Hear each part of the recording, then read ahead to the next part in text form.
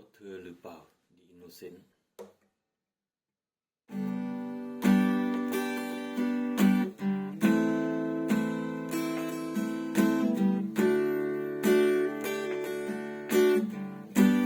คนที่เคยห่วงคนที่เคยอยู่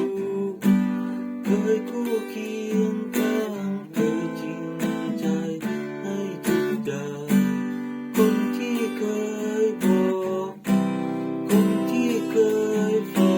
กเคยรักกันมากแล้วมาจากกันไปเป็นความทรงจำความผูกพันยังคงย้ำคืนอยู่ความจริงในใจก็รู้ว่าคงไม่อาจลืมคนเคยดูแลเคยห่วงใยเป็นเพียงแค่วันก่อนยังคงอาวรณ์เฝ้าคิดถึงคนที่ห่างไกลเพราะเธอหรือเปล่าก่อนไม่เคยเหงาเพราะเธอหรือใครก่อนไม่เคยรู้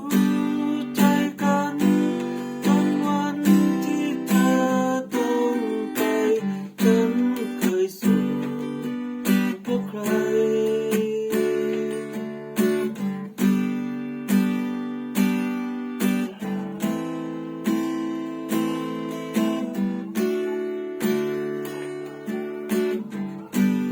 คนรักคนหนึ่งคงสูงเกินกว่าคนที่มองข้ามความจริงใจแค่เพียงทางคน